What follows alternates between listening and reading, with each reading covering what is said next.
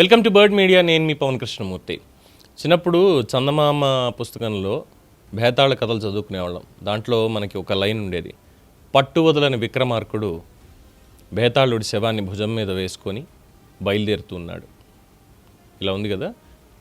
లాస్ట్కి సమాధానం చెప్పడం, ఆ సమాధానం సరిగ్గా ఉండడంతో భేతాళుడు అక్కడి నుంచి తుర్రుమని మళ్ళీ ఆ మర్రి చెట్టు ఎక్కేసేవాడు. మళ్ళీ పట్టు వదలని విక్రమార్కుడు మళ్ళీ ఆ చెట్టు ఎక్కేవాడు. ఆ శవాన్ని, ఆ భేతాళుడి శవాన్ని వేసుకొని మళ్ళీ దిగేవాడు. మళ్ళీ ఏదో ఒక ప్రశ్న రావడం, మళ్ళీ వెళ్ళిపోవడం, ఇలాగా అయ్యేదన్నమాట. అది ఆ కథలో ఉండేటువంటి సారం, మెయిన్ పాయింట్. అంటే పట్టు వదలని విక్రమార్కుడు అనేటువంటిది. సో పట్టు వదలని విక్రమార్కుడిలాగా, అంటే పాజిటివ్గానే ఉపమానం ఇస్తున్నాం ఇక్కడ, వేరే రకంగా ఏం కాదు. పట్టు వదలని విక్రమార్కుడిలాగా జడ శ్రవణ్ గారు మళ్ళీ హైకోర్టుకు వెళ్ళారు. హైకోర్టుకు వెళ్ళి ఇంకొక ప్రజా ప్రయోజన వాద్యం దాఖలు చేశారు. ఆకివీడు రామాలయానికి సంబంధించి అసలు ఆ అనుమతులు ఇవ్వడానికి వాళ్ళకున్నటువంటి అధికారం ఏంటి, అర్హత ఏంటి, అది ప్రభుత్వ భూమి అంటూ మొదలుపెట్టారు. మళ్ళీ నాలుగోసారి కూడా ఆయన్ని కోర్టు పంపించేసింది. సో పట్టు వదలకుండా ఆయన చేస్తున్నటువంటి ఈ అలుపెరుగని పోరాటం, అంటే కోర్టు వారు వద్దయ్యా ఇది మేము డిస్మిస్ చేస్తున్నాం అంటే, లేదు డిస్మిస్ కాదండి, డిస్పోజ్ ప్లీజ్ అని రాయించుకున్నా కూడా మళ్ళీ వెనక్కి రావడం అనేది అలవాటుగా మారిపోయింది. సో గత బుధవారం రోజు మనం ఆల్రెడీ చూసాం. దీనికి సంబంధించి AP high court chief justice Lisa Gill గారి కోర్టులో ఆకివీడు రామాలయం మీద కసితో జడ శ్రవణ వేసినటువంటి పిల్ని డిస్మిస్ చేశారు.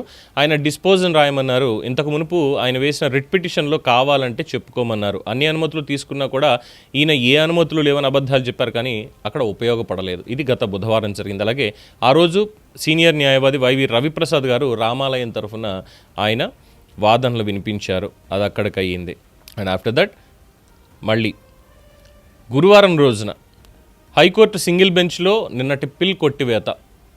అంటే జస్టిస్ లీసా గిల్ గారి ముందు జరిగినటువంటి వాదోపవాదాలు ఆవిడ మళ్ళీ సింగిల్ బెంచ్లోనే తేల్చుకోండి అని చెప్పడం, కంటెంప్ట్ ఏమైనా ఉంటే అక్కడ చేయాలని చెప్పడం, కూల్చివేత అయిందంటున్నారు కాబట్టి అసలు అది గొంతేనమ్మ కూడా రామాలయమా ఏంటనేది సింగిల్ బెంచ్లోనే మీరు చేసుకోండి అని చెప్పి అక్కడ డిస్పోజ్ అని రాయించుకున్నారు కదా. ఆ డిస్మిస్ బదులు డిస్పోజ్ రాయించుకుని మళ్ళీ సింగిల్ బెంచ్కి వెళ్ళారు. సో అక్కడ గతంలో స్టే లేకపోయినా ఉంది అని ప్రజలను తప్పుదో పట్టించి పాత రిట్ పిటిషన్ని లంచ్ మోషన్గా మూవ్ చేశారు మాజీ మ్యాజిస్ట్రేట్, ప్రముఖ సీనియర్ అడ్వకేట్ వైవి రవిప్రసాద్ గారి అద్భుత వాదనల తర్వాత జడ శ్రవణ్ గారి పిటిషన్ని డిస్మిస్ చేశారు సింగిల్ బెంచ్ న్యాయమూర్తి గారు. దీంతో రామాలయానికి నీలిముఖ ఆధ్వర్యంలో ఇప్పటివరకు ఉన్న అడ్డంకులన్నీ కూడా తొలగిపోయాయి. కొత్త వస్తే అప్పుడు చూసుకోవచ్చు. సీనియర్ రవిప్రసాద్ గారికి, లాయర్ ఉమేష్ చంద్రకి ప్రత్యేక కృతజ్ఞతలు అంటూ ఆ రోజు రఘురామకృష్ణరాజు గారు మెసేజ్ కూడా రిలీజ్ చేయడం జరిగింది. అయిపోయిన తర్వాత ఇవాళ మళ్ళీ నాలుగోసారి కూడా పట్టువదలని విక్రమార్కుడి మళ్ళీ నాలుగోసారి అదే పాయింట్ని మళ్ళీ మెన్షన్ చేస్తూ అదే క్రిస్టియన్ల పేరుతో మరో రూపంలో వేసినటువంటి అదే కేసు హైకోర్టులో విచారణకు వచ్చింది. 11:05 సీనియర్ న్యాయవాది ఆదినారాయణరావు గారు వాదనలు వినిపించారు. అన్ని అనుమతులు ఉన్నప్పటికీ మత సామరస్యం ఏమాత్రం లేక దాడి చేస్తున్న వారి ఆగడానికి ఈరోజు అడ్డుకట్ట పడింది. రామాలయం పైన ద్వేషంతో జడ శ్రవణ్ వేసినటువంటి 4వ పిటిషన్ని 4వసారి హైకోర్టు డిస్మిస్ చేసింది. సో ఇది సంగతి. అంటే అక్కడ రామాలయానికి పర్మిషన్స్ తీసుకున్నారు, మధ్యలో వచ్చి అసలు అది గుడా కాదా ఇంకోట డాక్యుమెంట్స్ ఉన్నాయి. 1930 నుంచి కూడా ఆర్ఎస్ఆర్ డాక్యుమెంట్స్ ఉన్నాయి. దాన్ని పాడుబెట్టారు. అయితే ఎవరున్నారు దీని వెనకాల అనేది అందరికీ తెలిసినటువంటి విషయమే. దాని తర్వాత అసలు ప్రహసనం అంతా మొదలైంది. ఇక ఉద్ధృతంగా ఎవరు పడితే వాళ్ళు ఇష్టం వచ్చినట్టుగా వెళ్ళి పిటిషన్లు వేసుకుంటూ వెళ్ళిపోతున్నారు. ఇది ఎక్కడి దాకా వెళ్తుంది అనేది గమనించుకోకుండా.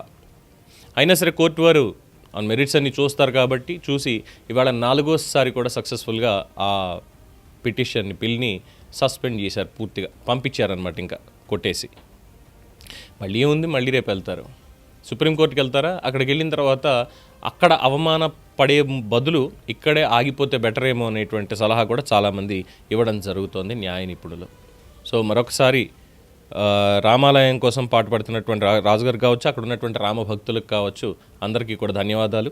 అండ్ డెఫినెట్గా ఈ వచ్చే 7 నెలల్లోనే ఆలయ నిర్మాణం కూడా పూర్తవుతుంది అని మన శంకుస్థాపన కార్యక్రమం రోజు రఘురామకృష్ణరాజు గారు చెప్పడం జరిగింది. వేచి చూద్దాం. దీని మీద మీ అభిప్రాయం తెలియచేయండి. చూస్తూనే ఉండండి ది బర్డ్ మీడియా.